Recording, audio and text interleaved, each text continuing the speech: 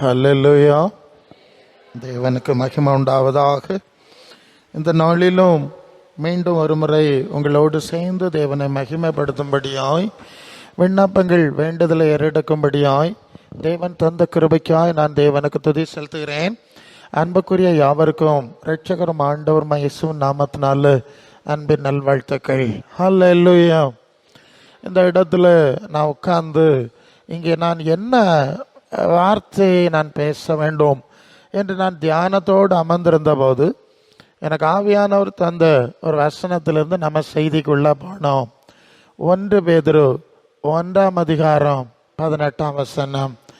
1 பேதுரு 1ஆம் அதிகாரம் 18ஆம் வசனம் படிப்பீங்களா? நீங்கள் உங்கள் முன்னோர்களால், வசனம் சரிதானே, வீணாய் அனுசரித்து வந்த பாரம்பரிய நடவடிக்கைகளிலிருந்து வெள்ளியினாலும் பொன்னினாலும் மீட்கப்படாமல் மாசற்ற அழிவுள்ள வஸ்துக்களாகிய வெள்ளியினாலும் பொன்னினாலும் மீட்கப்படாமல் குற்றமில்லாத மாசற்ற ஆட்டுக்குட்டியாகிய கிறிஸ்துவின் விலையேறப்பட்ட இரத்தத்தினாலே மீட்கப்பட்டீர்கள் என்று அறிந்திருக்கிறீர்கள். ஹல்லேலூயா. முன்னோர்களால் பாரம்பரியமாய் அனுசரித்து வந்த நடவடிக்கைகளிலிருந்து, நம்பிக்கைகளிலிருந்து தேவன் நம்மை இயேசுவின் இரத்தத்தை விலையாக கொடுத்து மீட்டு கொண்டிருக்கிறார் என்பது அந்த செய்தி. உங்களுக்கு புரியுது இல்லையா? நாம் ஏதோ ஒரு சூழ்நிலையில் பிறந்து ஏதோ ஒரு மரபு வழி நம்பிக்கை வழக்கங்களிலே கடந்து வந்திருக்கிறோம். எல்லாரும் அப்படிதான். ஒவ்வொரு விதமான நம்பிக்கைகள், வழக்கங்கள், அது சரியோ தப்போ அவங்களுக்கு தெரிஞ்சது, புரிஞ்சது, அவங்க ரொம்ப காலமாக அனுசரித்து வருகிறதான காரியம். அப்படிதான் கடந்து வர்றோம். ஏதோ ஒரு கட்டத்தில் தேவன் நம்முடைய வாழ்க்கையில குறுக்கிடுகிறார். ஏன் குறுக்கிடுகிறார்? நல்ல கவனிங்க. ஏன் குறுக்கிட வேண்டும் என்ற ஒரு கேள்வி இருக்கிறது. பொதுவாக பரலோகத்தின் தேவன் மனிதனை தம்முடைய சாயலில், ரூபத்தில் மேன்மையாய் படைத்து வைத்து ஒரு தேவ உறவில் ஏதேன் தோட்டத்தில் இருந்தார்கள் என்று சொல்லி நாம் ஆதியாகம புத்தகத்தில் வாசிக்கிறோம். பிறகு இவர்கள் தேவ சித்தம் செய்யலை, சாத்தான் சித்தம் செஞ்சுட்டாங்க, சாபம் வந்துட்டு பல குழப்பங்கள் உலகத்தில் வந்து இப்படியே நாம் மனிதர்களாய் பறந்து வருகிறோம். இந்த நிலையில் பரலோகத்தின் தேவன் தான் படைத்த மனிதர்கள் தன்னை அறிந்து கொள்ள வேண்டும் என்று விரும்பினார். ஹல்லேலூயா. நான் அவங்கள படைத்தேன், மேலா படைத்தேன், அதை இழந்துட்டாங்க. சாவாமை நிலையில் படைத்தேன், சாபம் எந்த துன்பம் இல்லாமல் படைத்தேன், ஆனால் எல்லாத்தையும் இழந்துட்டாங்க இல்லையா? அப்படி ஒரு வரலாறு இருக்கிறது. ஓகே. ஸோ தேவன் எப்படி இருக்கிறார்? சாவாமல் உள்ளவராக இருக்கிறார். 1 தீமோத்தேயு 6:16, ஒருவராய் சாவாமல் உள்ளவர், சேரக்கூடாத ஒளியில் வாசம் பண்ணுகிறவர், அவர் நித்தியமான தேவன், நித்தியமான தேவன். ஆனால் நாம் இப்போ எப்படி இருக்கிறோம்? பல சாபமும் துயரமும் துன்பங்களும் நிறைந்த இந்த சூழ்நிலையில் இருக்கிறோம். அப்போ எந்த உயர்வான நிலையில் இருந்தோமோ அதெல்லாம் இழந்துட்டோம். ஆனால் தேவன், என்னுடைய பிள்ளைகள், நான் படைத்த பிள்ளைகள் இப்படி ஆகிவிட்டார்களே, இவர்களை மீண்டும் நான் இருக்கக்கூடிய மேலான நிலைமைக்கு திருப்பி கொண்டு வர வேண்டும் என்பதற்காக அப்போ என்னை அறிந்து கொள்ள வேண்டும். தெய்வத்தை என்ன செய்யணும்? நம்ம அறியணும். ஒவ்வொருத்தர் ஒவ்வொரு நம்பிக்கையில் இருக்கிறாங்க, அது அவங்களோட சூழல். அப்போ என்னை அறிந்து கொள்ள வேண்டும் என்று சொன்னால் நானே அவர்களுக்கு என்னை வெளிப்படுத்த வேண்டும் என்று நம்முடைய வாழ்க்கையிலே குறுக்கிடுகிறார். நம்முடைய வாழ்க்கையிலே குறுக்கிடுகிறார். அது ஏதோ சூழ்நிலை மூலமாக, ஆமாம், நம்மால் சரி பண்ண முடியாத கடினமான சூழ்நிலையின் மூலமாக நம்முடைய வாழ்க்கையிலே குறுக்கிடுகிறார். வாழ்க்கையிலே குறுக்கிட்டு விட்டு தன்னை அவர் வெளிப்படுத்தி, நான் தான் தேவன், நீ என் பின்னால வா, இதுதான் என்னுடைய வழி என்று சொல்லி வழியை காட்டி நடத்துகிற தேவன். ஹல்லேலூயா. உங்களுக்கு விஷயம் ஒரு சின்ன அடிப்படை புரிச்சு இல்லையா? இப்போ இந்த இடத்துல என்ன படிக்கிறோம்? நீங்கள் பல பாரம்பரிய நம்பிக்கைகளில் வீணாய் அல்லது அந்த பாரம்பரியம் நம்பிக்கைகள் எந்த விடுதலையோ நன்மையோ கொடுக்க முடியாத நம்பிக்கைகளை நீங்கள் சிக்கியிருந்தீர்கள். இன்னும் கொஞ்சம் தெளிவாக சொன்ன, இயேசுவின் நாமத்தை பயன்படுத்துகிற பாரம்பரியங்களும் இருக்கிறது. உதாரணத்திற்கு, ரொம்ப வருஷத்துக்கு முன்ன நான் ஒரு பகுதியில் சுவிசேஷ பணிக்கு சென்றிருந்தேன். அங்கே ஒரு தாய் மகளுமா 2 பேர் வந்தார்கள். அந்த தாயார் சொல்லுது, தன் மகள் பக்கத்தில் நிற்கிறா, அவளுக்கு 23 வயசு. அவங்க சொல்கிறாங்க, என் மவன் நல்லா பேசிகிட்டு இருந்தோம், திடீர்னு பேச முடியாமல் ஆயிடுச்சு. நாங்கள் என்னென்னமோ செஞ்சு பார்த்தோம், ஒன்றும் சரி வரல, ஒன்றும் நடக்கலை. அதனால் இங்கே ஒரு பிரசங்கியார் வருவார், அவர் சோம் பண்ணுவாருன்னு சொன்னாங்க, அதனால தான் கூட்டிகிட்டு வந்துட்டோம் அப்படின்னு சொன்னேன். அப்போ நான் கேட்டேன், நல்லா பேசிகிட்டு இருந்தா திடீர்னு பேச முடியாமல் ஆயிடுச்சு, இவன் இந்த வாயினால் யாரை என்னென்ன பேசினான்னு தெரியலையே, சரி போட்டு அப்படின்னு சொல்லி, உங்களுக்கு இயேசுவை கொஞ்சம் பேசினா. எங்களுக்கு இயேசுவை தெரியும் பாஸ்டர். எப்படி? எங்களுக்கு இயேசுவை தெரியும். அப்படியா? அப்போ நீங்கள் எந்த சபைக்கு போகிறீர்கள்? நாங்கள் தாய் சபைக்கு போகிறோம். என்ன சபை சொல்கிற புரியுதா அவங்களுக்கு? அவங்க கத்தோலிக்க பிரிவை சேர்ந்தவங்க. அவங்க தாய் சபைன்னு தங்கள் பிரிவை சொல்கிறாங்க. அங்கே போகிறவங்க இயேசுவை தெரியும். அப்போ இயேசுவை தெரியும். அங்கே பல சிலுவை ரத்தம் பல சூழ்நிலைகள் அவர்களுக்கு தெரியும். ஆனால் இப்போ என்ன நடந்துன்னு கேட்டால், இந்த பிரச்சனை சரியாகாமல் அந்த மார்க்கத்தில் அவங்களுக்கு நிறைய வழிபாடு இருக்குது, புனிதர்கள் வழிபாடு இருக்குது, தேவதூதரில் வழிபடுற வழிபாடு இருக்குது. உங்களுக்கு தெரியும் இல்லையா? நீங்கள் கத்தோலிக்க மார்க்கம் உங்களுக்கு பழக்கம் உண்டா? உங்களுக்கு பழக்கம் இருக்கா? ஓகே, சரி, பழக்கம் உள்ளவங்களுக்கு தெரியும். ஏனோ அப்படி வருது, நான் பேசுகிறேன், நீங்கள் எப்படி எடுத்துக்க போகிறீங்கன்னு எனக்கு தெரில. சரி, அப்போது அன்னை மரியாள்கிட்ட போவாங்க, இயேசுகிட்ட போவாங்க, புனிதர்கள்லாம் இருக்குது, தேவதூதர்கள் யார்? அந்த மிகாயேலா, கப்ரியேலா எல்லாம் புனித தலங்கள் இருக்குது, உங்களுக்கு தெரியும்ல. அதுக்குன்னே ஒரு கோயில் இருக்குது, ராஜா ஊரில் இருக்குது, அங்கெல்லாம் போவாங்க. இவங்க இங்கெல்லாம் போயிருக்கிறாங்க, அங்கெல்லாம் போய் சுற்றி இருக்கிறாங்க. அங்கே உள்ள காரியெல்லாம், ஏன்னா அவங்க தாய் சபைங்கிற அந்த பாரம்பரிய கத்தோலிக்க மார்க்கம்னால ரொம்ப எல்லாம் செஞ்சுருக்கான். அதுதான் அவங்க சொல்கிறாங்க, நாங்கள் எல்லாம் பார்த்தோம்பா பிரசங்கியாரே, எங்களுக்கு முடியலை. சொல்கிறது புரியுதில்ல? இயேசுவின் நாம இருக்குது, பைபிள் விவிலியம் உண்டு, சிலுவை ரத்தம் எல்லாம் இருந்தும் அவங்களுக்கு காரியம் நடக்கலை. அதனால இப்போ நான் ஒரு பிரசங்கியார் வருவேன் அப்படின்னு அந்த வீட்டம்மா, அதுவும் கத்தோலிக்க மார்க்கத்தை சேர்ந்தவங்க தான், அவங்களுக்கு இது மாதிரி ஒரு பிரச்சனை, வீடு கட்ட முடியாத பிரச்சனை, ரொம்ப வருஷமாக பிரச்சனை. அது சபையில் நல்ல உற்சாகமாக கத்தோலிக்க சபையில் உள்ளது. ஸோ நான் போக வேண்டிய சூழ்நிலை, சில ஆலோசனை சொல்லி அவங்களுக்கு ஜெபம் பண்ணி ஆண்டவர் ஒரு வீடு கட்ட உதவி செஞ்சார். அதனால தான் அவங்க இப்படி சொல்லியிருக்கிறாங்க. சரி, கவனிங்க. அப்போ ஓஹோ அப்படியா விஷயம், உங்களுக்கு இயேசு தெரியுமா, இதெல்லாம் தெரியுமா, சரி அதெல்லாம் போட்டு அப்படின்னு நான் மீண்டும் ஒரு காரியத்தை சொன்னேன். அது யோவான் 2ஆம் அதிகாரம் 5ஆம் வசனம் தானே. அந்த கானா ஒரு கல்யாண வீட்டில் அந்த ரசம் தீர்ந்து போயிட்டு இல்லையா?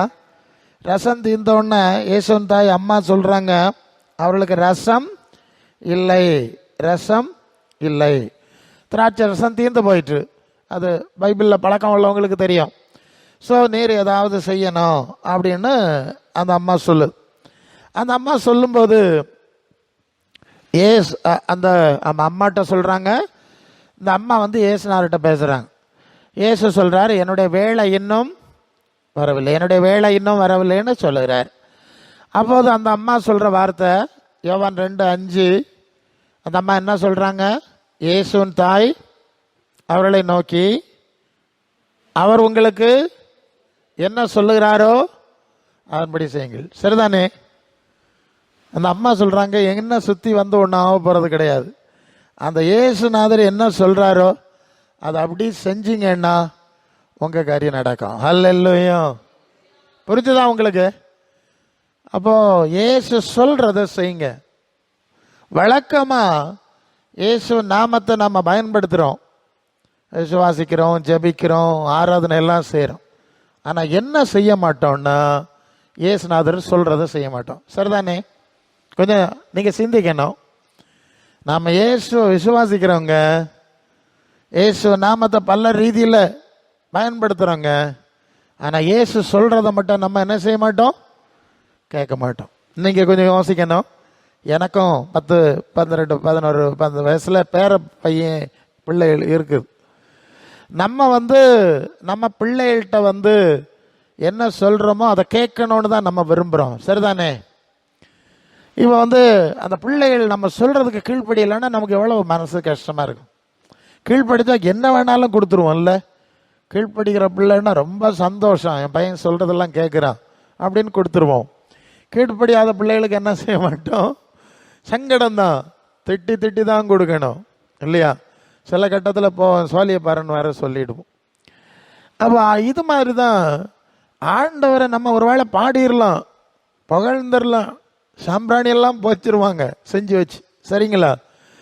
என்ன செஞ்சாலும் நான் அவர் சொல்றதுக்கு நம்ம கீழ்ப்படியாட்டா அவருக்கு நம்மகிட்ட சந்தோஷம் வராது, சரிதானே? உங்களுக்கு புரிஞ்சிருக்கோன்னு நினைக்கிறேன். அப்போ இயேசு சொன்னதை செய்யணுமா வேண்டாமா? செய்யணும். யோவான் 15:7, நீங்கள் என்னிலும் என் வார்த்தை உங்களிலும் நிலைத்திருந்தால் நீங்கள் வேண்டிக் கொள்கிறது எதுவோ அது உங்களுக்கு செய்யப்படும். அப்போ இயேசுவின் வார்த்தை நம்ம வாழ்க்கையில் இருக்கணும். நான் சில ஆலோசனையெல்லாம் உங்களுக்கு சொன்னேன். இயேசு அற்புதம் செய்கிறவர் தான். இயேசு நாமத்தில் அற்புதம் நடக்குது.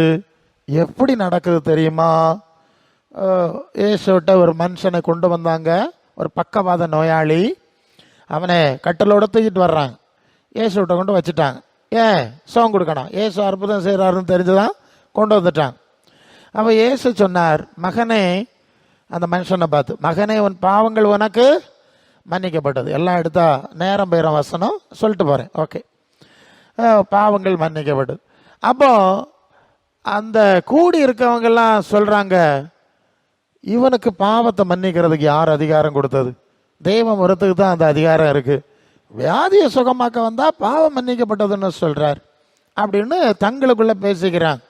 அப்போ அது ஆண்டவர் சொல்கிறார், எப்பா, இந்த வியாதிக்கு காரணமான பாவத்தை மன்னிக்காம இவனை சுகமாக்க முடியாது. புரியுதா நான் சொல்கிறது? ஒரு பாவ மன்னிப்பு, அந்த பாவத்துக்கு காரணமானதை எடுக்காம சுகம் கொடுக்க முடியும். அது பாவங்கள் மன்னிக்கப்படுவது என்று சொல்வதோ, எழுந்து வீட்டுக்கு போன்னு சொல்கிறதோ எது எளிது? முதல்ல பாவத்தை மன்னிச்சுக்கிட்டு தான் வீட்டுக்கு போக சொல்ல முடியும். என்ன சொல்லிட்டு, மகனே நீ எழுந்து ஒரு படுக்கை எடுத்து வீட்டுக்கு போன்னு சொன்னார். அவன் தனக்கு படுக்கை தானே சுமந்துட்டு வீட்டுக்கு போயிட்டான், சரிதானே? இது பைபிளில் இருக்கக்கூடிய சம்பவம். சரி, நான் இந்த சம்பவத்தை அவங்கள்ட்ட சொல்லிட்டு இருந்தேன். அவளுக்கு ஒரு 23 வயசு இருக்கும். அப்போ இயேசுக்கு பாவத்தை மன்னிக்க அதிகாரம் உண்டுன்னு நீ விசுவாசிக்கிறியான்னு கேட்டேன். அவள் தலையாட்டுனா, பேச முடியாது. நான் விசுவாசிக்கிறேன்.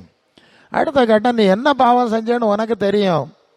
அந்த பாவத்தை அறிக்கை பண்ணி, ஆண்டவரே என்னென்ன பாவம் செஞ்சுட்டேன், என்னை மன்னிக்கணும், இனி செய்யாமல் இருப்பேன் அப்படின்னு நீ ஒப்பு கொடுப்பியான்னு கேட்டேன். அவள் தலையாட்டினா, ஆமாம், அது அப்படியே செய்வேன். ஏன்னா அநேக சந்தர்ப்பங்களில் இயேசு நாமத்தை பயன்படுத்துகிறோம். நாம் நம்முடைய பாவங்களை குறித்து உணர்வு இல்லாமல் இருக்கிறோம். நம்முடைய செயல்களை நாம் சிந்திக்காமல் இயேசுன்னு சொல்லிட்டா போதும், ஆராதிச்சுட்டா போதும், ஏதோ இயேசு நாமத்தில் என்ன செஞ்சுட்டு இதில் தான் குறியாக இருக்கமே தவிர பாவ அறிக்கை அநேக வேளை நாம் செய்கிறதில்ல. அது ஏசாயா 59 முதல் 2 வசனத்தில், கிரியை செய்யக்கூடாது இருக்கபடிக்கு என் கை குறுகி போகவில்லை, கேட்கக்கூடாதபடி செவி மந்தமாகல, உங்களுடைய அக்கிரமங்களே உங்களுக்கு எனக்கு நடுவாய் பிரிவினை உண்டாகும். அப்போ பாவ அறிக்கை ரொம்ப முக்கியம். அது மட்டும் இல்லை, லூக்கா 24:47 சொல்லுது, மனம் திரும்புதலும் பாவ மன்னிப்பும் நாமத்திலே பிரசங்கிக்கப்படணும். நல்லா நீங்கள் கவனிங்க. நாம் பாவத்தை நினச்சி மனஸ்தாபப்படணும், மனம் திருந்தணும், இனி அப்படி செய்ய மாட்டேன், எனக்கு உதவி செய்யும். ஒரு மனம் திரும்பின அனுபவத்தோடு பாவ மன்னிப்புக்கு கெஞ்சும் போது தான் பாவம் மன்னிக்கப்படுது. அல்லாமல் சும்மா போய் மன்னிப்பு கேட்கறதுனால, தரையில் உருறதுனால, புரள்றதுனால, சடங்காச்சாரம், இதனால பாவம் மன்னிக்கப்படாது. புரியுதில்லை உங்களுக்கு? பாவத்தை ஒப்புக்கொள்கிறோம், அறிக்கை பண்ணுறோம், மனம் திரும்பணும். அடுத்தது, இந்த ஆண்டவர் சொல்கிறத நம்ம கேட்கணும். சரிப்பா, நீர் என்ன சொல்கிறீரோ, நீங்கள் மத்தேயு 11ஆம் அதிகாரம் 28-29 வசனத்தில், வருத்தப்பட்டு பாரம் சுமக்கிறவர்களே நீங்கள் எல்லாரும் என்னிடத்தில் வாருங்கள், நான் உங்களுக்கு இளைப்பாறுதல் தருவேன். அடுத்த வசனம் என்ன சொல்லு தெரியுமா? என் நுகத்தை நான் சாந்தமும் மனத்தாழ்மையுமா இருக்கிறேன், என் நுகத்தை உங்கள் மேல் ஏற்றுக்கொண்டு என்னிடத்துல கற்றுக்கொள்ளுங்கள். ஹல்லேலூயா, ஹல்லேலூயா. அடுத்த விஷயம், இயேசு இடத்துல கற்றுக்கொள்ளணும். நம்ம அநேகர் என்ன செய்கிறாங்கன்னா, சுகம் வேணும், பேய் போகணும், நோய் போகணும், அதெல்லாம் வேணும், அதில் தான் ஆத்திரமா நிற்பாங்க. ஆண்டவர் என்ன சொல்கிறாருங்கிறத பற்றி கவலையே பட மாட்டாங்க. சரிதானே? இப்படி தான் ஜனங்கள் இருக்கிறாங்க.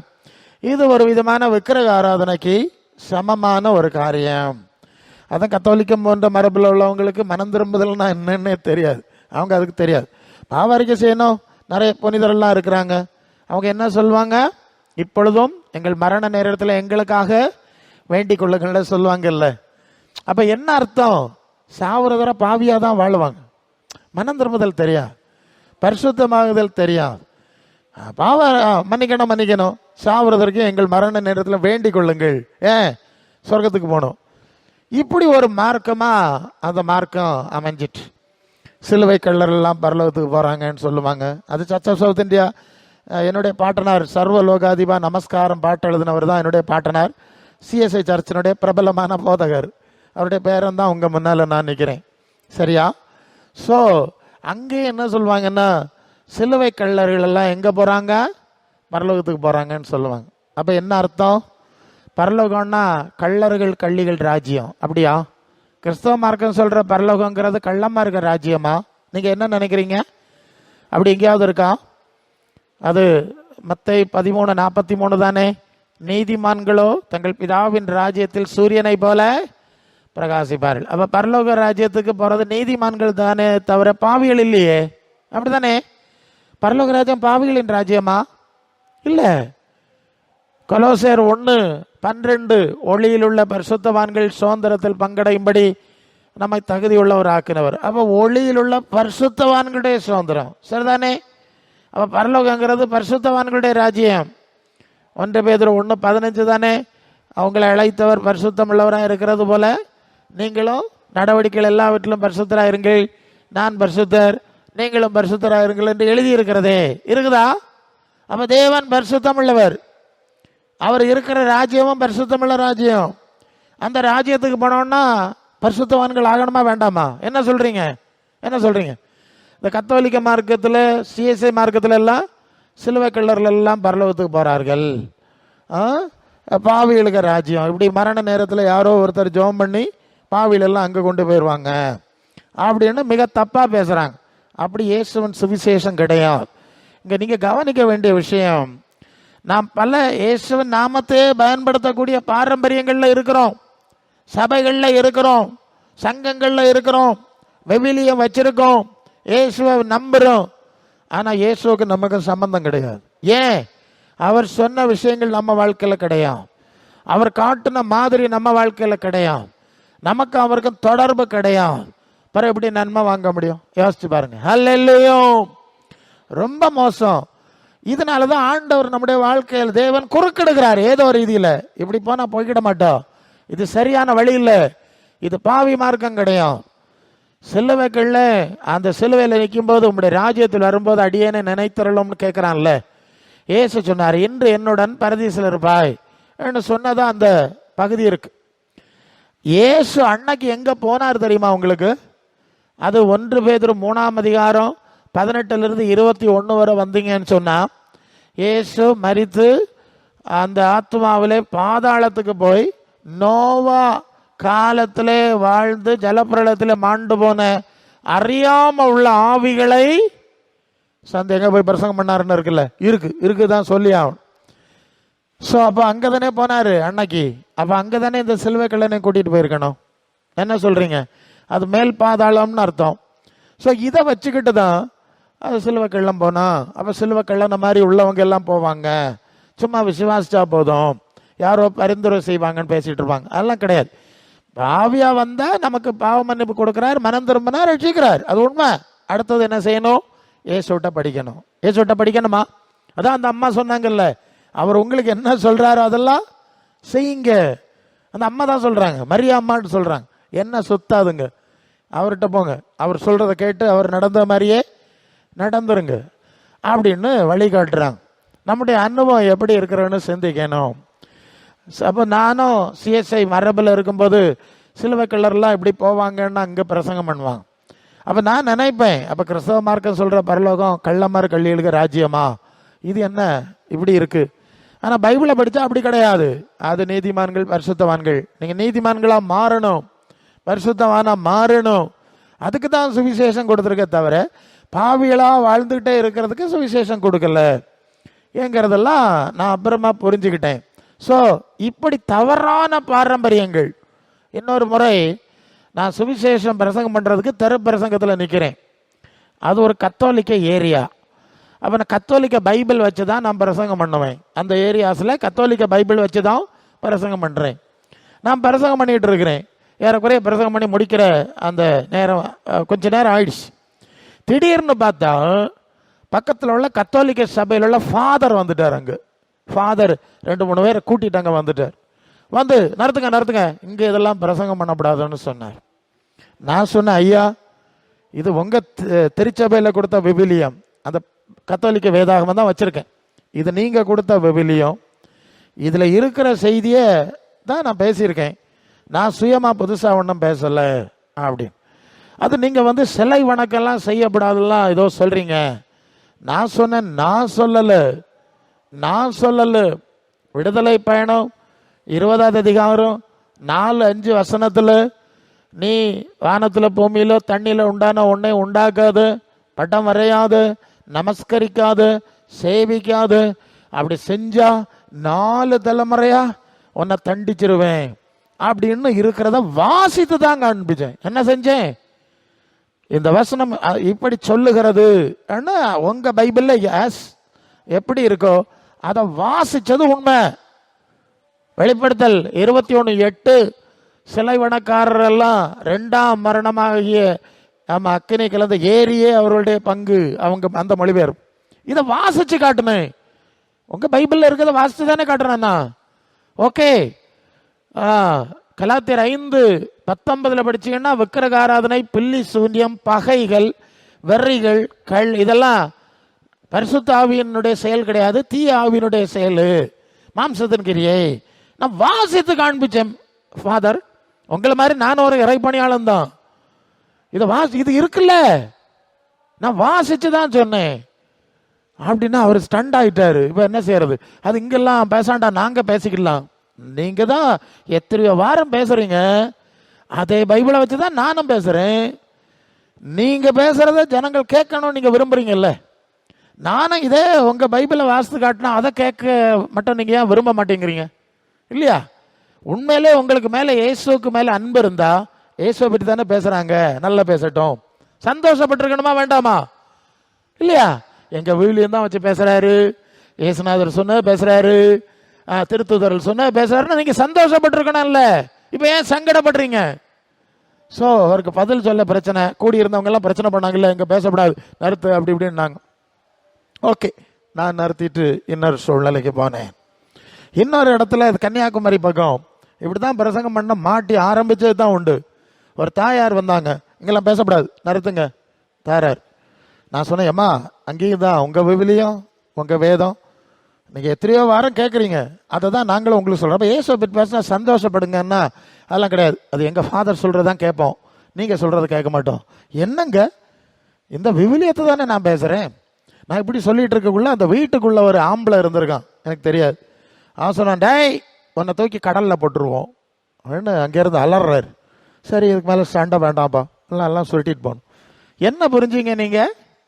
பைபிள் தான் வச்சிருக்கான், இயேசுநாதரை சொல்லிட்டு இருக்கிறாங்க. ஆனா அங்க என்ன இருக்கு? இயேசுநாதருடைய வசனம் இல்லை, இயேசுநாதருடைய ஒரு காரியம் அங்க இல்லை. ஆனா என்ன சொல்வாங்க? தாய் சபைம்பாங்க. என்ன சபை கேட்டிருக்கீங்களா நீங்க? தாய் சபைன்னு சொல்லுவாங்க. அது ஏன் தாய் சபைன்னு சொல்லுவாங்கன்னா அங்க ஏதோ ஒரு தாய் இருக்காங்களாம். எனக்கு அது ஏதோ வருது, நான் அப்படி போறேன். ஏன்னா ஓகே, ஸோ அது என்ன தாய், எப்படி தாய் சபைன்னு கேட்டேன். அது ஒரு தாய் இருக்காங்க. நான் சொன்னேன், நீங்க பைபிளை சரியா படிக்கணும். அது லூக்கா 24:49 ஆண்டவர் சொன்னார், நீங்களோ யார்கிட்ட? தன்னுடைய திருத்தூதர்கள் சீடர்கிட்ட சொல்றார், நீங்களோ உன்னதத்திலிருந்து வரும் பலனால் தரிப்பிக்கப்படும் வரை எங்கே இருங்கள்? எருசலேமில் காத்திருங்கள். அங்க வசனம் இருக்கு. ஓகே, எருசலேமில் காத்திருங்கள். எருசலேமில் இருக்கணும், ஜெபம் பண்ணணும். பரலோகத்திலிருந்து அந்த ஆவி வரும். அந்த ஆவி வந்து அந்த அங்கீகாரம் கிடைச்ச பிறகுதான் நீங்க ஊழியம் செய்யணும். இது இயேசு தம்முடைய சீடர்களுக்கு சொன்ன வார்த்தை. அதான் அவருடைய வார்த்தைக்கு கீழ்ப்படியணும் என்கிற ரீதியில ஆவியானவர் கொண்டு போறார். இயேசு அந்த சீடர்களுக்கு என்ன சொன்னாரோ அதை நமக்கும் சொல்லுவார். சரி, இப்ப திருத்தூதர் பணிகள் அப்போஸ்தலர் 1ஆம் அதிகாரம் 5ஆம் வசனத்துல வந்தா அங்க என்ன படிக்கிறோம்னா, நீங்கள் எருசலேமை விட்டு போகக்கூடாது, அந்த வல்லமை வரும். அதுக்கு பிறகுதான் 8ஆம் வசனத்துல வந்தா நீங்க அந்த வல்லமை, தூய ஆவியின் வல்லமை வந்து முதலாவது எருசலேம்ல சாட்சியா இருக்கணும். அதுக்கு பிறகுதான் மற்ற இடங்களுக்கு நீங்க போகணும். திருத்தூதர் பணிகள் 1ஆம் அதிகாரம் 14ஆம் வசனத்துல இயேசுவின் தாய் மரியாள், இயேசுவின் தாய் அன்னை மரியா அவர்கள் அங்கே இருக்கிறாங்க. அந்த வசனம் இருக்கு. அநேக பெண்களோடும் இயேசுவின் தாயாகிய மரியாளோடும் அவங்க ஜெபத்திலும் ஜெபத்திலே தரித்திருந்தார்கள்னு இருக்கு. அங்க இருக்கிறத சொல்றேன். ஓகே, இப்படி அது திருத்தூதர் பணி 1:14. இப்படி ஜெபித்து கொண்டிருக்கும் போது திருத்தூதர் பணி 2ஆம் அதிகாரம் 1 வசனத்துல மேல் வீட்டறையில பரிசுத்த ஆவி வல்லமை வந்தது. பேதுரு பிரசங்கம் பண்ணினார். 3000 பேர் ரட்சிக்கப்பட்டார்கள். 3000 பேர் ஞான ஸ்நானம் பெற்றார்கள். தாய் சபை உண்டாயிற்று. ஹல்லேலூயா. முதல் சபை எங்க உண்டாச்சு? எங்க எங்க சொல்லுங்க? எருசலேமில். சரிதானே? எருசலேமில் உண்டாச்சு. பரலோகத்திலிருந்து வந்த ஆவியானவருடைய அங்கீகாரத்தோடு அதிகாரத்தோடு தான் தாய் சபை உண்டாயிற்று. ரோமாபுரியில உண்டாகல. சரிதானே? ஏன்னா அவங்க தாய் சபைங்கிறது ரோமன் கேத்தலிக்னு சொல்றாங்க. அப்ப நான் கேட்டேன், நீங்க ரோமன் கேத்தலிக்னு சொல்றீங்க. ஸோ உங்க ஆரிஜின், உங்க தொடக்கம் எங்க இருக்கு? ரோமாபுரியில் இருக்கு. ஆனா இங்க வந்து என்ன சொல்லுது? எருசலேமில் இருந்து பரிசுத்த ஆவி, உன்னதத்திலிருந்து வந்த ஆவி வந்து உண்டாக்குன சபை.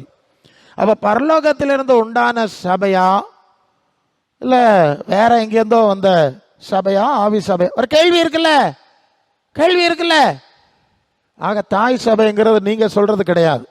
உண்மையில் இயேசுவின் தாய் ரோமாபுரியில் இருக்கல, அவங்க எருசலேமில் தான் இருந்தாங்க. பரிசுத்தாவியை பெற்றாங்க. வேற யாருக்காக அவங்க ஜெபிக்கல, வேற யாரையும் சுகமாக்கல. அவங்க என்ன ஊழியம் செஞ்சாங்கிறது கத்தோலிக்க பைபிள்லையும் கிடையாது. ஹல்லேலூயா இருக்குன்னா சொல்லுங்க. அப்போஸ்தலர் செஞ்சாங்க. பேதுரு, பத்ரோஸ், யோவானு, அருளப்பரு, சின்னப்பரெல்லாம் செஞ்சாங்க. ஓகே. ஸோ இப்படியெல்லாம் நான் விளக்கம் சொல்ல வேண்டிய அவசியம் ஏற்படுது. அன்புக்குரியவர்களே, வீணான பாரம்பரியங்கள் இயேசு நாமத்தில் நிறைய இருக்கு. கத்தோலிக்கத்தை சொன்னேன். நான் சிஎஸ்ஐ பாரம்பரியத்திலேருந்து வந்தேன். அவங்க சிலுவை கள்ள கொள்கை பேசிகிட்டு இருப்பாங்க. எனக்கு இதெல்லாம் தப்புன்னு தெரிஞ்சிடுச்சு. இதெல்லாம் தப்பு பண்ணுறாங்க. ஜனங்கள் சாவறதோட தப்பான கொள்கையில் இருக்கிறாங்க. எங்கள் சர்ச் ஆஃப் சவுத் இந்தியாவில் என்ன செய்வாங்க தெரியுமா? ஒரு ஆள் இறந்துட்டா அவரை அடக்கம் பண்ணுறதுக்கு வச்சு ஒரு பாட்டு பாடுவாங்க. என்னது? பிள்ளை உண்ட மலையே புகலிடம் தாருமே, பக்கம்பட்ட காயமும் பாய்ந்த செந்நீர் வெள்ளமும், பாவதோஷம் யாவையும் போக்கும்படி அருளும். இன்னொரு பாட்டு அவங்க சர்ச்சில் பாடுவாங்க. நாங்கெல்லாம் அந்த அனுபவம் பார்த்துட்டு வந்தவங்க தானே. அது என்ன பாட்டு தெரியுமா? அதாவது நான் பாவிதான் ஆனாலும் நீர் மசற்ற ரத்தம் சிந்தினீர். கேட்டிருக்கீங்களா நீங்க? இந்த பாட்டு அடிக்கடி பாடுவாங்க தெரியுமா? சாவறது வரைக்கும் நான் பாவிதான், நான் பாவிதான், நான் பாவிதான்னு கன்ஃபஸ் பண்ணிடுவாங்க. அறிக்கை பண்ணியாச்சு. செத்த பிறகு பிளவுண்ட மலையே பக்கம்பட்ட காயம் புகலிடம் தருவேன்னு பாடுறான். அவன் சாவறது வரை பாவியா வாழணும், செத்த பிறகு புகலிடம் தேடணும். உங்களுக்கு புரியுதா? இது யார்? அந்த பாடியா இருக்க தேடுறாங்களா இல்ல சுத்தி டிகே மாதிரி தங்களுக்கு தேடுறாங்களா தெரியல. இதெல்லாம் எனக்கு வேடிக்கை ஆயிட்டு, என்னடா இது சிலுவக்கள்லாம் கள்ளி பரலோகத்துக்கு போறாங்கிறான் ஒண்ணு, இவன் பாவியாவே வாழ்ந்துட்டு பாவியாவே போவாங்கிறான். அந்த மார்க்கத்தாரும் அப்படித்தானே எங்களுக்காக மரணத்தில் சாவும் போது வேண்டிக் கொள்ளும்ங்கிறாங்க. அவரை செத்த பிறகு ஒரு நோட்டீஸ் ஓட்டுவாங்க, பார்த்திருக்கீங்களா? விண்ணக வாழ்வின் 3ஆம் ஆண்டு. பார்த்திருக்கீங்களா? தினத்தந்தி பத்திரிகையில் வரும். விண்ணக வாழ்வின் அந்த சபையார் போடுறாங்க. எங்க சபையை சேர்ந்தவர் இன்னாரி செத்து போனாரு, 3 வருஷமா பரலோகத்தில் இருக்கிறார். என்னங்க இது? அந்த ஆளு சர்ச்சைக்கே வரமாட்டான், அந்த ஆளுக்கு விண்ணகம் தெரியாது. இப்படி பெரிய மோசடி. விண்ணகத்துக்கு இயேசுநாதர் தவிர யாரும் போகல. அது வேற வசனம் இருக்கு. வேற போனான். சிலுவைக்கல்ல எங்க போனான்? பாதாளத்தில் நோவாக்கால் ஆவி இருந்த இடத்துக்கு போனான். நாங்கள் சிஎஸ்ஐல ஒரு விசுவாச பிரமாணம் சொல்லுவோம். இயேசுநாதர் மரித்து அடக்கம் பண்ணப்பட்டு இல்ல, இடையில ஒரு அடக்கம் பண்ணப்பட்டு பாதாளத்தில் இறங்கினார். அதை ஏன் விடுறீங்க? இல்லையா? மரித்து அடக்கம் பண்ணப்பட்டு பாதாளத்தில் இருக்கிறார். 3ஆம் நாள் மரித்து, அப்படித்தானே சொல்றோம். அப்ப இயேசுநாதர் மரித்து பாதாளத்துக்கு போனாருங்கிறதா சொல்லிக்கிட்டே இருக்கிறோம். சிலுவை கல்லனை மட்டும் பரலோகத்தில் கொண்டு வச்சுட்டு இவர் பாதாளத்துக்கு போனாரா? என்னங்க தப்பு? அவரும் பாதாளத்துக்கு தானே போனாரு. அது வசனம் இருக்குல்ல, சொன்னேன்ல. ஸோ இப்படி தப்பா அவ பாரா. இயேசு இருக்குங்க, சிலுவை நம்புறாங்க, ரத்தம் நம்புறாங்க. ஆனா இயேசுநாதருக்கு சம்பந்தம் இல்லாத சுவிசேஷத்தில் இருக்கிறாங்க.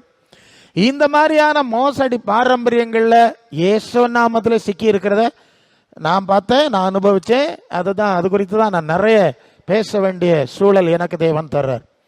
இப்படிப்பட்ட பாரம்பரிய பொய்கள். உண்மையிலே அந்த ஆள் விண்ணகத்துக்கு போகல, அதான உண்மை. எப்ப உலகத்தில் இருக்கும்போதே விண்ணகத்தை பற்றி அந்த ஆள் சிந்திச்சிருக்கணும்.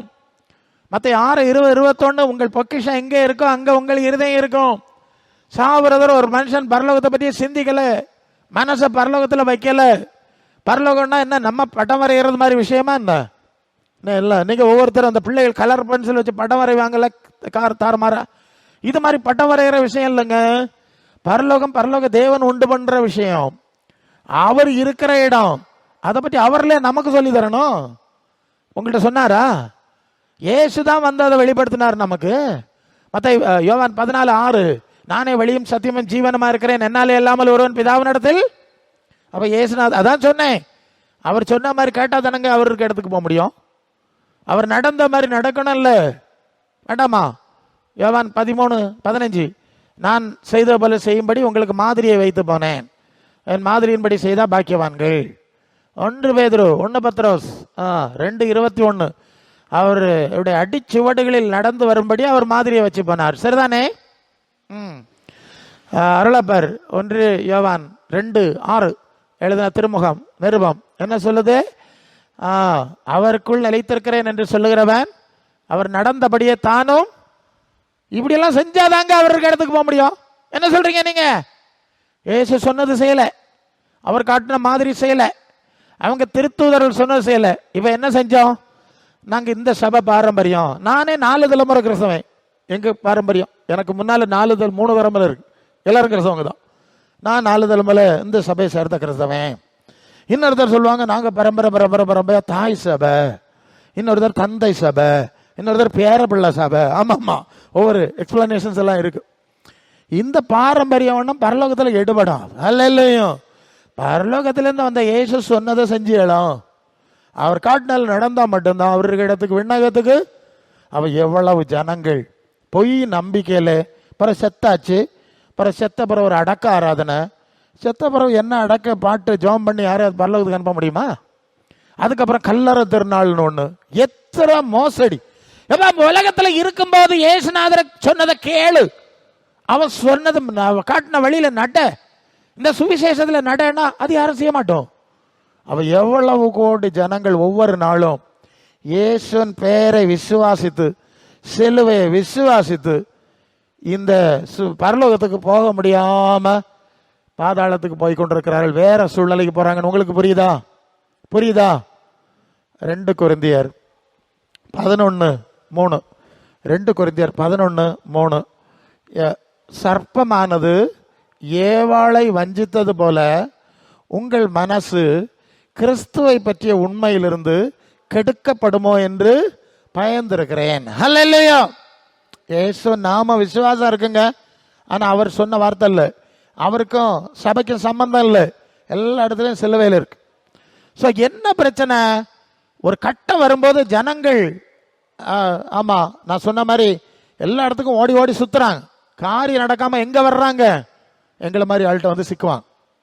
அப்பதான் நாங்கள் விலாவாரியா கேட்டு எல்லாம் தப்பு இப்படி நடப்பியாலாம் கேட்டு ஜெபம் பண்ணி அந்த ஒரு வாலிப பிள்ளைக்கு கதை சொன்னனே, சம்பவம் சொன்னனே, சொல்லி எல்லாம் செய்வியானே. ஆமாம்மா. நான் அப்படி சொல்லிக்கிட்டே இருக்கும்போதே அவன் முழங்கால நின்றுட்டான். நான் தலையில் கை வச்சோன்னே, இயேசுவின் நாமத்தில் இவள் பாவங்கள் மன்னிக்கப்படுவதா, இயேசுவின் நாமத்தில் இந்த பிசாசின் அதிகாரம் விலகி போவதா, இயேசுவின் நாமத்தில் விடுதலை உண்டாவதாகன்னு சொன்னேன்.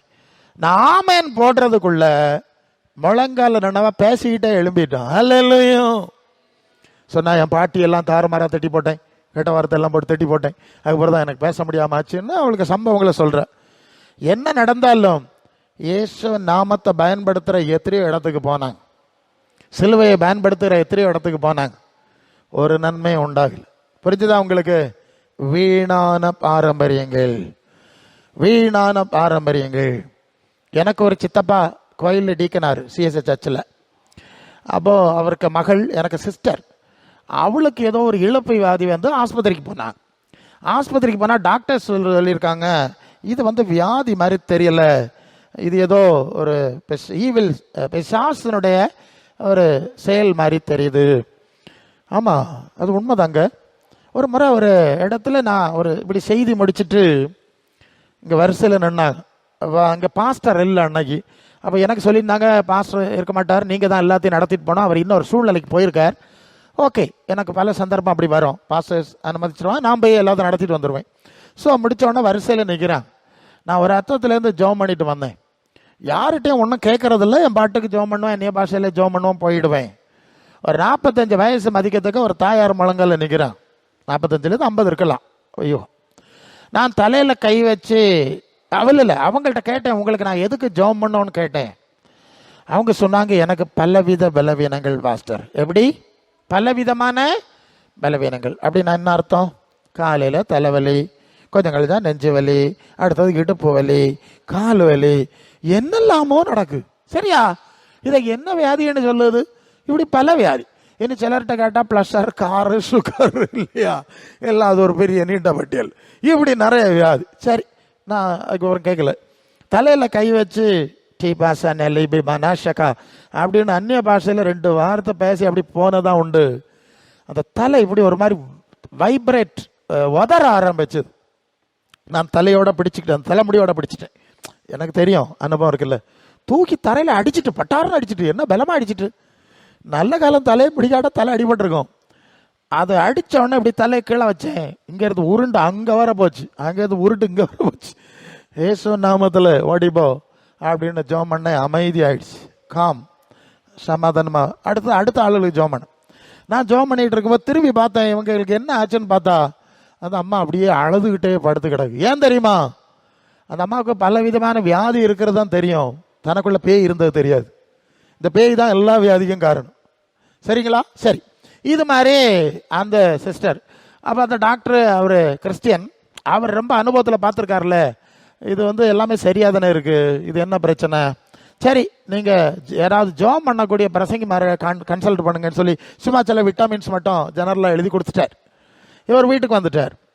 இவர் வீட்டுக்கு வந்து இவ பார்க்குறாரு, இவர் கோயிலில் டீக்கனார் தான். இப்போ சர்ச்சு பாஸ்டர்கிட்ட போய், பாஸ்டர் இப்படி ஆக்கும், என் பிள்ளைக்கு ஏதோ சாசுக்கு ஓத்துற மாதிரி இருக்குன்னு டாக்டர் சொல்லுவார், நீங்கள் ஜபிங்கன்னு அவர் என்ன செய்வார்?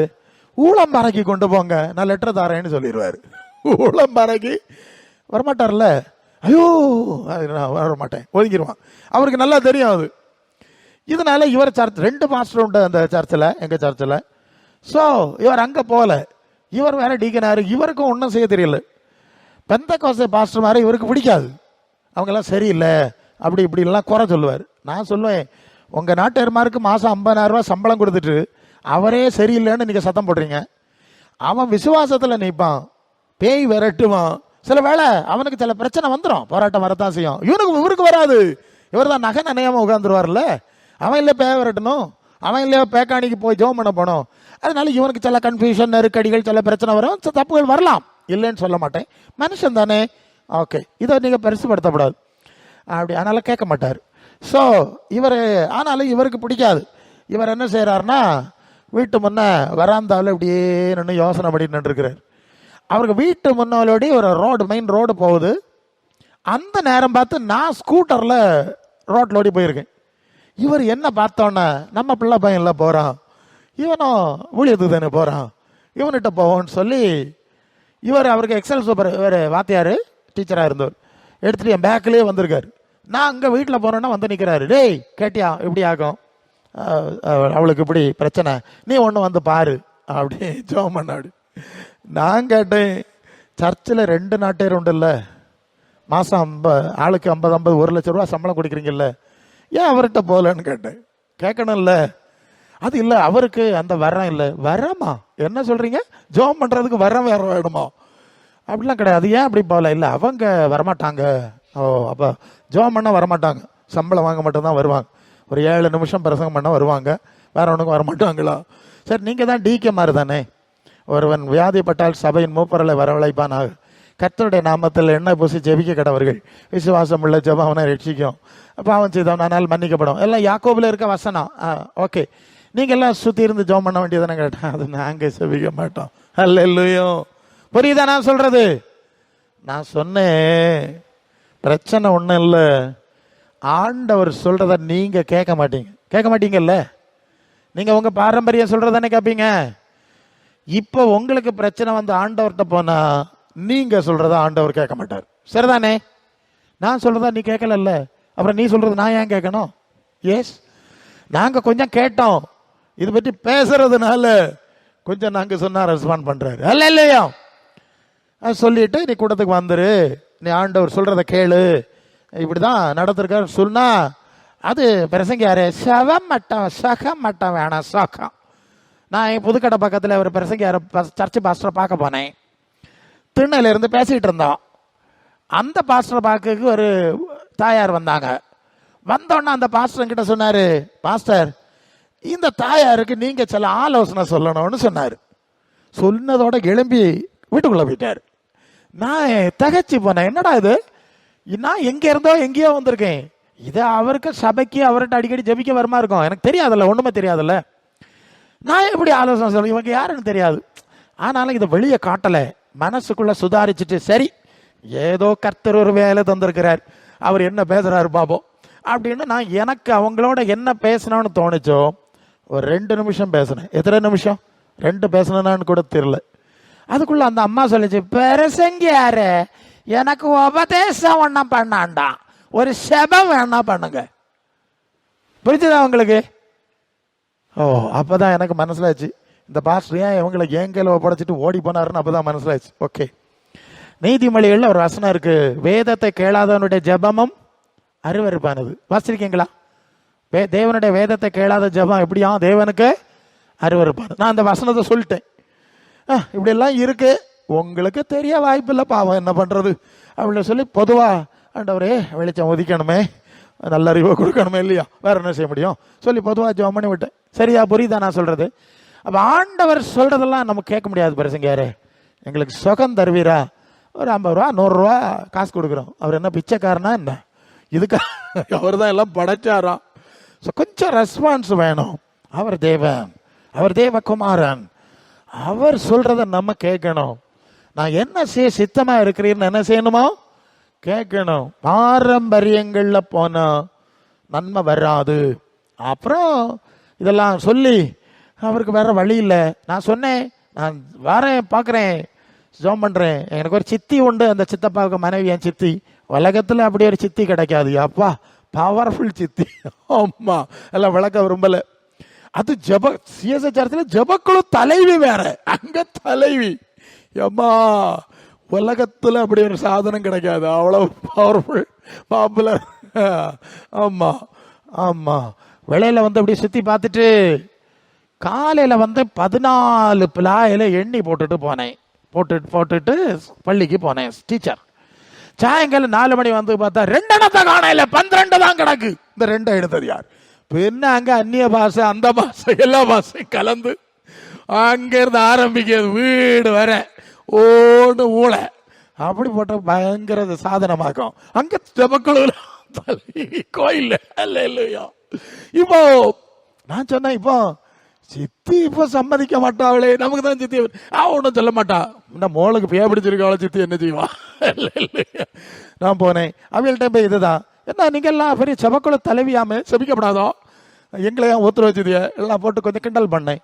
நாட்டையரை கூப்பிடலை, சம்பளம் மட்டும்தான் வாங்க வர்றாரு, பேய் வரனா ஜோம் பண்ண வர மாட்டேங்கிறாரு. அப்படிலாம் சொல்லி நான் ஜோம் பண்ணுறேன், ஆண்டவர் அற்புதம் செஞ்சா சில வசனம் உங்களுக்கு சொல்லணும், நான் சொல்கிறத கேட்பீங்களான்னு. கேட்போம் வந்துரு எப்படியாவது பேய போனா போதும். ஜோம் பண்ணோம், நானும் என் மனைவியும் போயிருந்தோம், ஜோம் பண்ணோம்.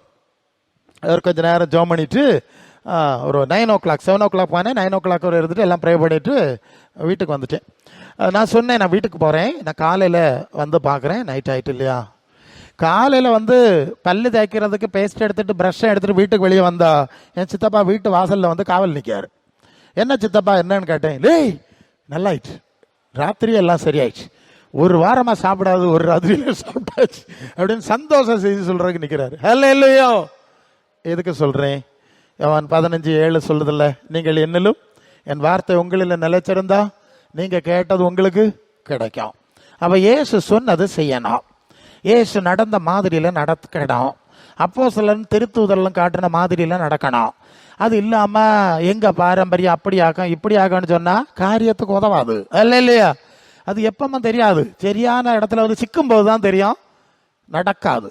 பிறகு வேற இடத்துக்கு போனோம். அப்போ அன்புக்குரியவர்களே, இந்த பாரம்பரியங்களிலிருந்து விடுதலை பண்ணும்படி இயேசு எப்படி விடுதலை பண்ணினார் தெரியுமா? அது சொல்லுவாரு, வெள்ளி பணம் கொடுத்து விடுதலை பண்ணல, விலையேற பெற்ற தம்முடைய ரத்தத்தை விலையா கொடுத்து வாங்கினார். ஏன் தெரியுமா? இந்த பாரம்பரியங்களை ஆட்சி செய்கிறது பிசாசு. யாரு யாரு? பிசாசு தாங்க. இயேசு நாமத்தை சொல்ற இடத்துல பிசாசு இருக்கு. அதான் சொன்னேன்ல, சிலை வழிபாடு செய்யப்படாதுன்னு சொல்ற இடத்துல வழிபடுறாங்கல்ல, மந்திரவாதம் செய்வாங்க, மாந்திரிகம் பில்லிசூனி எல்லாம் அந்த ஏரியாஸில் ரொம்ப பிரபலம். அப்போ இயேசு நாமம் மரியா சிலுவை எல்லாம் இருந்தாலும் அங்கே பேய் குடியிருக்கிறது. அதனால தான் இங்கே வந்து தான் சரி வருது, அங்கே சரியாக மாட்டேங்குது. ஸோ இப்படிப்பட்ட பாரம்பரிய வல்லமைகளிலிருந்து ஆண்டவர் நம்மை விடுதலை ஆக்க விரும்புகிறார். ஹல்லேலூயா. அதற்கு நம்ம ஒப்பு கொடுக்கணும். நான் ஆண்டவரே நீர் சொல்லுதான் கேட்பேன், உமக்கு பின்னால் வருவேன், உம்முடைய மாதிரியில் தான் நடப்பேன். இனி சும்மா அவைய அக்கா சொன்னாவா, தங்கச்சி சொன்னாவா, மாமி சொன்னாவேன்னு எல்லாம் ஓடி ஒன்றும் ஆக போகிறதில்ல. ஹல்லேலூயா. அப்படின்னு நீங்கள் ஒப்பு கொடுக்கணும். என்ன செய்யணும்? ஒப்பு கொடுக்கணும். ஆண்டவரே நான் என்ன செய்ய சித்தமாக இருக்கிறீர் அப்படின்னு ஒப்பு கொடுக்கணும். நீங்கள் வந்து அப்போஸ்தலர் 9ஆம் அதிகாரத்தில் சவுல் என்கிற மனிதன், அவன் தன்னை பக்திமான் என்று நினைத்து கொள்கிறான், நான் தேவனுக்கு கடவுளுக்கு ஊழியம் செய்கிறேன்னு தான் நினைக்கிறான். ஆனால் இயேசுவை பின்பற்றுகிறவர்களை துன்பப்படுத்துகிறான். நல்லா கவனிக்கிறீங்களா? இப்பமா அது நடக்குது. சிலுவை இருக்கு, ரத்தம் இருக்கு, பைபிள் இருக்கு. ஆனால் இயேசுவை பின்பற்றுகிறவர்கள், அவருடைய வசனத்தின்படி நடக்கிறவர்கள், அவருடைய மாதிரியில நடக்கிறவர்கள், அவர்களிட தூய ஆவியில நடக்கிறவர்களை ஏன் துன்பப்படுத்துறீங்க? கேள்வி இருக்குல்ல. நீ எஸ்ஸா சொல்ற, அவர் எஸ்ஸா சொல்றாரு, சொல்லிட்டு போட்டு நீ இந்த பைபிள், அவர் அந்த பைபிள், நல்லதானே நடக்கட்டு. அவங்க தூய ஆவிங்கிறாங்க, தூய ஆவிங்கிறது அவங்க சொல்லல, இந்த பைபிள்ல எழுதியிருக்கதானே சொன்னாங்க. தேவன் அவரை பரிசுத்த ஆவியினால் வல்லமையினாலே இயேசுவை நிரப்பினார்னு அப்போஸ்தலர் 10:38 அதில் இருக்குது. ஞானஸ்நானம் பட்டு கரையேறினார், அந்த சம்பவம் இருக்கு இல்லையா? அப்புறம் என்னது? மற்ற 28 கடைசி 2 வசனத்தில் இயேசு சொன்னார், நீங்கள் புறப்பட்டு போய் சகல ஜாதியையும் என்னது சொல்லுங்க, சகல ஜாதியையும் சீசராக்கி, அடுத்தது ஞானஸ்நானம் கொடு. சீசராக்கி தானே ஞானஸ்நானம் கொடுக்கணும். நீங்க எல்லாம் சீசராகி தானே ஞானஸ்நானம் எடுத்திய? தெரியல, அது நீங்க பார்த்துக்கிடணும். கேட்க சொல்ல தானே முடியும். சீசராகி ஞானஸ்நானம் கொடுக்க சொன்னார். மற்ற 4ஆம் அதிகாரம் 1ஆம் வசனத்தில் இயேசு அநேகரை சீசராக்கி ஞானஸ்நானம் கொடுத்தார், சீடர்களை வைத்து கொடுத்தார்னு இருக்கா? அப்போ அவர் சீசராக்கி கொடுத்து மாதிரி காட்டியிருக்கார். சீசராக்கி தான் ஞானஸ்நானம் கொடுக்க சொல்லியிருக்கார். அப்படி தானங்க கொடுக்கணும். இதை சொன்னால் ஏன் சண்டை பிடிக்கிறீங்க? சீசராகி ஞானஸ்நானம் கொடுக்கணும் எடுக்கணும்னா சண்டை. உன்னதத்திலிருந்து வரும் பலனால் காத்திருந்து பலன் அடைஞ்ச பிறகு ஆண்டவருடைய ஊழியம் செய்யுங்க, விசுவாசிகளான போது பரிசுத்த ஆவியினால் முத்திரை போடணும்னு சொல்லியிருக்கு, எல்லாரும் ஜெபம் பண்ணுங்கன்னா சண்டை. இது பைபிளில் இருக்குது தானே. இயேசு சொன்ன மற்ற போதனை இன்னும் நிறைய இருக்கு. அப்போஸ்தலர் பேதுரு, யாக்கோபு, யோவான் எல்லாம் ஒரே பைபிள் தானே. எதுக்கு சண்டை போடுறீங்க? பேய் தானே, பேய் தானங்க. இப்படிதான் நான் சொல்லணும். அப்ப இயேசுவின் பேராலே பேய் கூடியிருக்கு. ஒரு இடத்துல ஒரு பொம்பளை பயங்கரமா ஆட்டம் போட்டு துள்ளி ஆடி அந்நிய பாஷையெல்லாம் பேசிச்சுதான். அப்படியும் ஒரு பேய். திடீர்னு கீழே விழுந்து தரையில் விழுந்து ஆடுது. இந்த பிரசங்கியார் கேட்டார், நீ யாருன்னு கேட்டா, நான் தான் இயேசு. கொள்ளாமா, இயேசுன்னு சொல்லிட்டு பேய் வந்துட்டு. ஒரு கத்தோலிக்க அது கன்னியாகுமரி தான். நாங்கள் ஜோம் பண்ண போனோம். ஒரு தாய் துள்ளி குதிச்சு அந்நிய பாஷை பேசிச்சு முதலாவது. அப்புறம் நான் பிரசங்கம் பண்ணேன். அது சொல்லுது, நான் யாருன்னு தெரியுமாடா, அங்கிருந்து கேட்குது. நான் சொன்னேன், நீ யாருன்னு தெரியல, ஓடி போச்சு. இப்போ பெந்தெகோஸ்தே சபையிலே நம்ப முடியலைங்க. அங்கேயும் அந்நிய பாஷை பேசிட்டு பேய் வந்து குடியிருக்கு. அந்த ஆவியை பற்றி நாங்கள் சொல்லலை. பரலோகத்திலிருந்து வந்த ஆவி, பரிசுத்த ஆவி. கலாத்தியர் 5:22-23 ஆவியின் கனியும் அன்பு, சந்தோஷம், சமாதானம், நீடிய பொறுமை, தயவு, நற்குண, சாந்தம், விசுவாசம், இச்சை அடக்கம். அந்த கனி உள்ள ஆவி, பரலோகத்தை பற்றி சிந்திக்கிற ஆவி. புரியுதா? ஜென்யூனா பேசுகிறோம். நீங்கள் கேட்டால் பதில் சொல்லி தான் ஆகணும், சந்தேகம் கிடையாது. ஸோ எதுக்கு சொல்ல வந்தோம்? இதை பற்றி பேசினா தானே உங்களுக்கு பிரச்சனை வருது. சரியா? ஆக இந்த மாதிரியான வீண் பாரம்பரிய வல்லமைகளிலிருந்து ஜனங்களை விடுவிக்கும்படி இந்த இடத்தை தேவன் ஏற்படுத்தினார். சரியா? இந்த இடத்தை எதுக்கு ஏற்படுத்தினார்? இந்த மாதிரி பாரம்பரிய நம்பிக்கையில், பல நம்பிக்கையில் இருக்கிறவர்களை இயேசுவின் இரத்தத்தால் மீட்கும்படி, இயேசுவின் வசனத்திலே நடத்தும்படி, இயேசுக்குள்ள இருந்த ஆவியிலே நடத்தும்படி ஆண்டவர் இந்த சூழ்நிலையை வச்சார். ஸோ இந்த சூழ்நிலையில் ஒருவேளை மற்றவங்கெல்லாம் சரியாக இருந்திருந்தா இது தேவை இருந்திருக்காது. சரிதானே? ஒன்று சொல்லணும், முன்னால் வருது. அடிக்கடி சில பேர் கேட்பாங்க, என்ன பிரசங்க யாரு கத்தோலிக்க சபைக்கு கிட்ட கொண்டு வந்து ஓலை செருவை கட்டுதிய, ஓலை பெற கட்டுதிய, சிஎஸ்எஸ் சபைக்கு கிட்ட வந்து ஓலை பறைய கட்டுதிய, இப்படின்னு கேட்பாங்க. அப்போ நான் சொல்லுவேன், இந்த பைபிளை வச்சுக்கிட்டு கள்ளமாரெல்லாம் கள்ளியல் பரலோகத்துக்கு போகிறான், பொய் சொல்லி தானே ஜனங்களை ஏமாத்துனே நீங்கள். பரலோகத்துக்கு போக மாட்டான். பரலோகத்துக்கு போனால் நீதிமானா மாறணும், பரிசுத்தவானா மாறணும். அதில் நிறைய இருக்குது. நீங்கள் இப்பொழுது பாவத்திலிருந்து விடுதலை ஆக்கப்பட்டு தேவனுக்கு அடிமையிலானதுனால் பரிசுத்தமாதல் கிடைக்கும் பலன் முடிவோ நித்திய ஜீவன். இதெல்லாம் நீங்கள் சொல்லாமல் ஜனங்களை ஏமாற்றி குழி தோண்டி புதைச்சதுனால தேவன் பார்த்தார், இப்படி இருக்க எனக்கு பிள்ளைகள்லாம் அப்போ பாதாளத்துக்காக போனோம். புத்தகத்தை கொடுத்து எழுதி கொடுத்து சபையை கொடுத்தா இப்படி ஆச்சுக்கணும்ட்டு அவர் அதுக்குள்ள ஏற்பாடு பக்கத்தில் வேற ஒரு பள்ளியை கட்டினார். இல்லையோ? இப்போ புரியுதா? இது எங்களுக்கு நல்லா தெரியும். நீங்கள் அதை செஞ்சிருந்தா இந்த பிரச்சனை இருக்கா? ஒரு முறை நான் ஒரு சிஎஸ்எஸ் சர்ச்சில் ஒரு முழு இரவு ஜபத்துக்கு அழைக்கப்பட்டிருந்தேன். அப்போ நான் சொன்னேன், நான் பூரண சுவிசேஷம் பேசுவேன். ஒவ்வொரு சபைக்கு ஒரு சுவிசேஷம் என்னால் பேச முடியும், நீங்கள் ஏற்றுக்கொள்வீங்கன்னா நான் வர்றேன். ஓகே வாங்க பேசுங்க சொன்னேன். அங்கே நான் இதுதான் சொன்னேன், இங்கே என்ன இருக்கோ அதை சரியாக கொண்டு போனால் பிரச்சனை இல்லைங்க. நீங்கள் தப்பாக செஞ்சு ஜனங்களை, அவருடைய ஆத்துமாக்களை அழிக்கிறதுனால தான் வேற ஏற்பாடு அவர் செய்ய வேண்டியாச்சு. நீங்கள் சரியாயிருங்க, ஓகே, இந்த ப்ராப்ளம் முடிஞ்சிடும், தானாகவே முடிஞ்சிடும். வராது, ஆண்டவர் அதை அனுமதிக்க மாட்டார். ஆக அன்புக்குரியவர்களே, தானும் சரிப்படுவதில்லை, சரிப்படு ஆளலை சரிப்பட விடுவதும் அப்படி தானே. அவைகளுக்கு சொர்க்கத்துக்கு போகணுமா? எப்படி போகிறது? தானும் சரிப்பட இல்லை, சரிப்படு ஆளெல்லாம் சரிப்பட பெரிய கஷ்டம். என்னிடத்தில் விசுவாசமெல்லாம் இருக்கிற ஒருவனுக்கு இடரல் உண்டாக்குற கழுத்தில் என்ன கட்டணும்? எந்திரக்கல். எந்திரக்கல்லுன்னா ஆட்டோரல், ஓரல். உரலை கட்டி சமுத்திரத்தின் நடு ஆழத்தில், ஆழம் உள்ள இடத்துல போடணுமா? அப்படி ஆண்டவர் சொன்னார். இதுக்கு மத்தியிலே ஆகும் இப்படி ஊழியங்களை ஆண்டவர் வச்சிருக்கார். அதுக்கு ஆண்டவர் உங்களை அழைச்சி கொண்டு வந்திருக்கார். அவர் தானே அழைச்சிட்டு வந்தார் இல்லையோ? ஏதோ ரீதியில் அழைச்சிட்டு வந்தார். சரி, இப்போ அந்த 9வது அதிகாரத்தில் சவுல் வந்து ஊழியக்காரன் நினைச்சுக்கிறான், கடவுள் பக்தன்னு நினைக்கிறான். ஆனால் என்ன செய்யறான்? இயேசுவின் சபையை துன்பப்படுத்துகிறான். ஊழியக்காரன் விசுவாசி, ஏசப்பா டாடின்னு சொல்லிட்டு எதுக்கு ஊழியக்காரனை துன்பப்படுத்துற? எதுக்கு ஆண்டவரை நாமத்தை பின்பற்றவங்களை பைபிளை வச்சுட்டு ஆண்டவருக்கு பின்னால் போறாங்கல்ல, எதுக்கு? என்ன காரணம்? என்ன நியாயம்? உனக்கு என்ன ப்ராப்ளம்? பிசாசு தானே, பிசாசு தானேங்க. இந்த மனுஷன் அப்படிதான் போனான். போகும்போது என்ன ஆச்சுன்னா, தமஸ்குவில் ஒரு சபை இருக்கு. இந்த சபை இப்படி ஆவி, பரிசுத்த ஆவி, மனம் திரும்பணும், குணப்படணும், சீசராகி டான்ஸாக எடுக்கணும், பரிசுவாய் பெறணும், பரிசுத்தமாக ஜீவிக்கணும், ரோட்டில் போகிற வர ஆளுல மாதிரிலாம் ஜீவிச்சு அவிய போகிற இடத்துக்கு தான் போகணும், பரலோக ராஜ்யம் பரிசுத்தவானுடைய ராஜ்யமாக்கும், அப்போ நம்ம நீதிமான்களாய் பரிசுத்தவான்களாய் வாழணும், அப்படி எல்லாம் பேசுகிற சபையை அழிப்பதற்கு போகும்போது பக்கத்தில் வந்தாச்சு. வரும்போது ஆண்டவர் அவனை சந்திக்கிறார், தன்னுடைய பிரகாசமான ஒளியோடு சந்திக்கிறார். அவன் கண்ணை குருடாகி தரையிலே விழுகிறான். சரிதானே? அங்கே இருக்கிறது 9ஆம் அதிகாரத்தில் அவன் கண்ணு குருடாகி தரையில் விழுகிறான். அவனுக்கு முன்னாலே அடி எடுத்து வைக்க முடியாது. நல்ல கவனிங்க, தேவன் நம்முடைய வாழ்க்கையில் குறுக்கிடுகிறார் என்ற ஒரு காரியத்தை தொடக்கத்தில் சொன்னேன், ஞாபகம் இருக்கா உங்களுக்கு? இப்போ சவுலுக வாழ்க்கையில கர்த்தர் குறுக்கிடுகிறார். அல்ல இல்லையா? எங்க போறாய்? பைபிளை வச்சுட்டு என் பிள்ளைகளை துன்புறுத்த போறியா? நான் பெரிய வேத வல்லுன்னு நினைச்சிட்டு தேவ பிள்ளைகளை என் பிள்ளைகளை துன்புறுத்த போறியா? இல்லையா? எதிரா போறியா அப்படின்ட்டு அவருக்கு சூழ்நிலை அது. இது மாதிரி நாம வேற பல சூழ்நிலைக்கு போவோம், அவர் குறுக்கிடுகிறார். எங்கே போறாய்? நில்லு, போக முடியாது.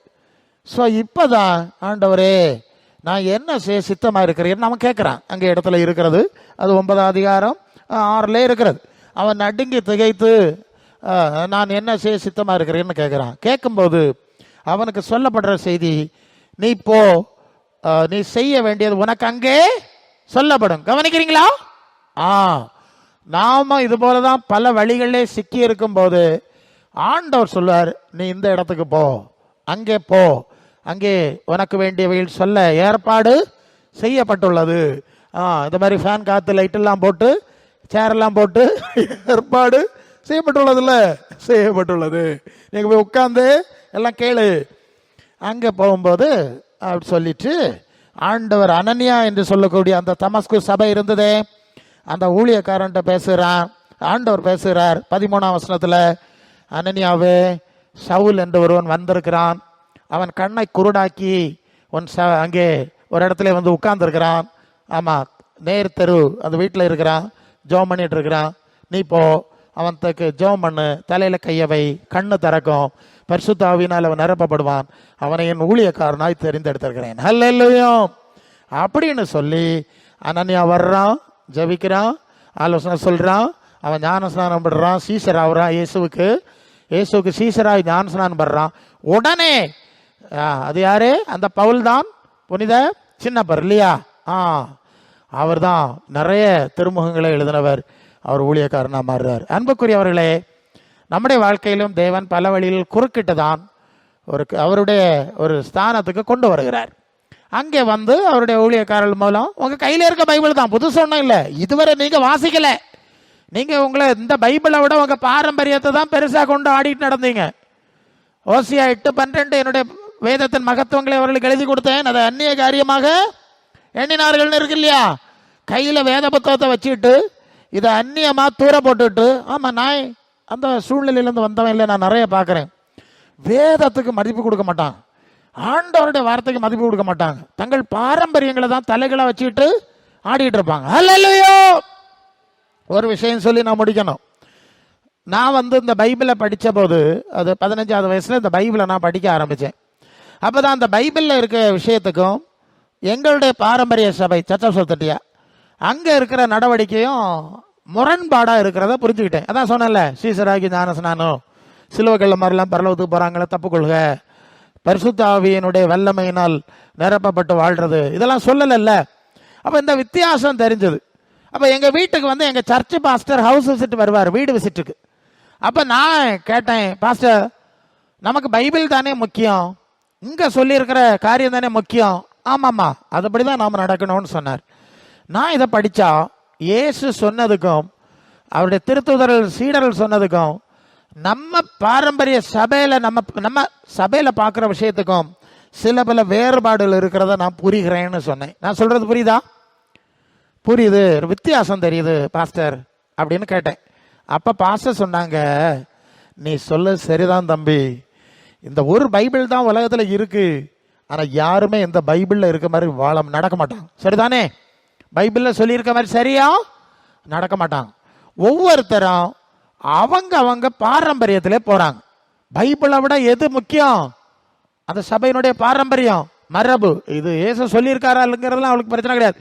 எத்தனை தலைமுறையாக நாங்கள் இதான் செய்கிறோம், அப்படி தான் செய்வோம். இப்படி இருக்கிறாங்க எல்லா சபையிலும், ஒன்றும் வித்தியாசம் கிடையாது. நாம் வந்து சிஎஸ்ஐ சபையினுடைய பாரம்பரியத்தை பின்பற்றுகிறோம்னு சொன்னார். அப்போ எனக்கு தெரியாது, அப்போ தான் தெரியுது, இவர் சொல்லி தான். அப்போ நான் கேட்டேன், பாஸ்டர் நம்ம எல்லாரும் நமக்கு எல்லாருக்கும் ஒரே இயேசு தான் இல்லை? ஒரே இயேசு தானே? அந்த ஒரே இயேசு இருக்கிற இடத்துக்கு தானே நம்ம போனோம், சரிதானே? ஒரே பரலோகம் தானே? சரி. இப்போ ஒரே பைபிள் வச்சுட்டு இவ்வளவு பாரம்பரியம் இருந்தா அந்த ஒரே இயேசு இருக்கிற இடத்துக்கு போனோம்னா, அல்லது அந்த இயேசு இடத்துல இருந்து இயேசுவின் மூலம் நன்மை வாங்கணும்னா, இதுல நிறைய பாரம்பரியம் இருக்குன்னு சொன்னீங்கல்ல, இதுல எந்த பாரம்பரியம் வழியாய் செல்ல வேண்டும்னு கேட்டேன். உங்களுக்கு புரிஞ்சுதா? ஏதோ ஒரு பாரம்பரியத்தில் போனா தானே கரெக்டா போய் சேர முடியும். எல்லாம் போன்னு சொல்ல முடியாதுல்ல. ஒன்னு சரின்னா இன்னொன்னு தப்பு. அவர் குழம்பி போனார். நான் கேட்டேன், சரி நம்ம சிஎஸ்ஐ சபை பாரம்பரியத்தில் போறோம்னு சொல்லிட்டீங்க, இந்த பாரம்பரியத்தில் வழி போனா இயேசு இருக்க இடத்துக்கு போலாமா, கண்டிப்பா கன்ஃபார்மா போலாமான்னு கேட்டேன். அதுக்கு அவருக்கு பதில் சொல்ல முடியல. இப்ப புரியுதா? சொல்லுங்க பாஸ்டர், நம்ம பாரம்பரியத்தில் போனா போயிடலாம் சொல்லுங்களேன். நோ. அல்லது இயேசுவும் அவருடைய திருத்தூதர்கள் அப்போஸ்தலர்களும் சொன்ன இந்த பாரம்பரியம் எங்க இருக்குன்னு கேட்டேன். அதுக்கும் அவருக்கு பதில் சொல்ல முடியல. அவர் சொன்னார், தம்பி நீ நல்ல வேதவாசி, ஜோமனு, தேவன் நீ கற்று நிச்சயித்து கொண்ட வழியில் நிலைத்திருக்கும்படி தேவன் நமக்கு அனுமதி கொடுத்திருக்கிறார். பரலோகம் யாரும் கொடுக்கறது கிடையாது, ஆண்டவர் தான் கொடுக்கணும். அவர் சொன்ன வழியில நடந்து அவர் இடத்துக்கு போகலாம். அதான் தெளிவான விஷயம். பைபிள் இருக்கு, நீ படி, ஜோம் பண்ணு, உனக்கு தெளிவு என்ன தர்றாரோ அதுல போலான்னு சொல்லி ஜோம் பண்ணிட்டு போயிட்டார். அப்படிதான் இப்படி உங்க முன்னால நிக்கிறேன். தமிழ்நாட்டிலையும் கேரளாவிலையும் 2 பாஷையில நான் 30 வருஷத்துக்கு மேல பேசிட்டு இருக்கிறேன். அல்லேலூயா.